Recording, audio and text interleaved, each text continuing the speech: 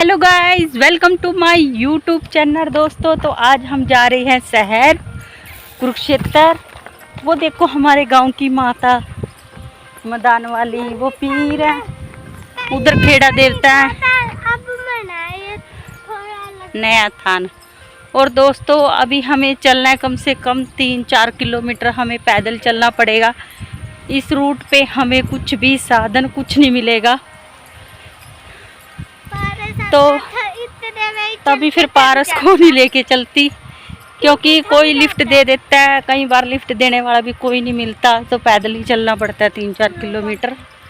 फिर उसके बाद कोई ऑटो वगैरह मिलता है, वो भी मिले या ना मिले कोई कुछ पक्का नहीं कह सकते इसके बारे में भी।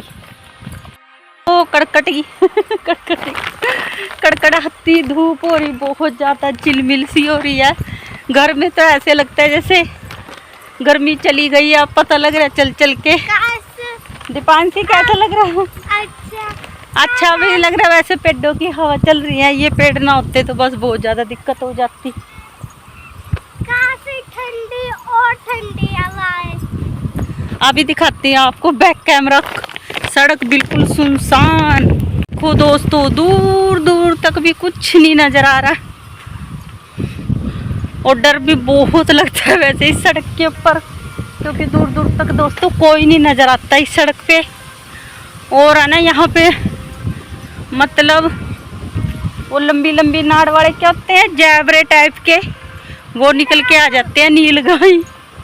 उनका बड़ा डर रहता है। और बलम नाग देवता भी बहुत है, और सबसे ज़्यादा बहुत जहरीले कुत्ते। तो हमें कम से कम 1.5 किलोमीटर हो गया पैदल चलते चलते। जो रोज़ पैदल चलते हैं इस तरह से, उनको तो कुछ मतलब दिक्कत नहीं होती है। दीपांशी, थके तो नहीं बैठते? बच्चे नहीं थकते। मेरा कुछ हेल्दी शरीर है, कुछ इतनी चलती नहीं, थोड़े थोड़े से पैर से सूजने लग गए इतने में। दीपांशी, भागो मत बेटा। और बिल्कुल सड़क सुनसान हो रही है एकदम बिल्कुल। दीपांशी तो दौड़ने लगी है।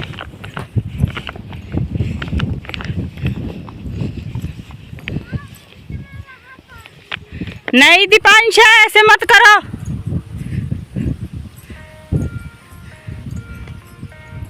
ऐसे मत दौड़ो, वहां पे बहुत मोटे मोटे काले काले नाग नागिन के जोड़े हैं, सड़कों पे निकल जाते हैं। ऐसे अकेले मत दौड़ो।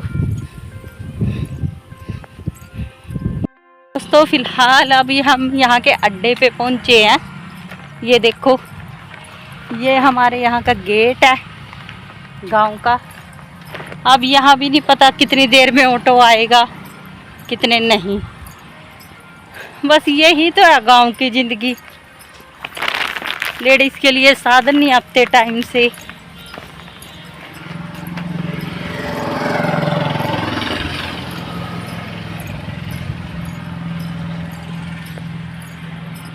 खड़े हैं यहाँ, ये अड्डा है यहाँ गांव का। और यहाँ एक ये आश्रम है।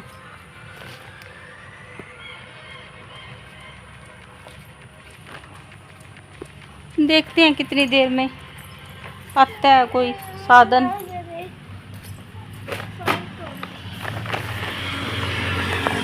इतना टाइम तो ना दोस्तों साधन में, यानी कि हमें शहर में नहीं सामान खरीदने में लगता जितना यहाँ से जाने जाने में निकलने। वहाँ से तो हम बस अपना ही करवा के आ जाते हैं।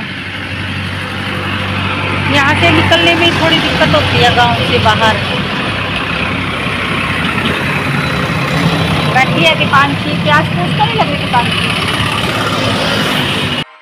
तो दोस्तों, 2-3 किलोमीटर हम पैदल चले, यानी कि हमें लग गया था आधा पौना घंटा लग गया था, क्योंकि थोड़ी बैठ के आए थे हम बीच बीच में।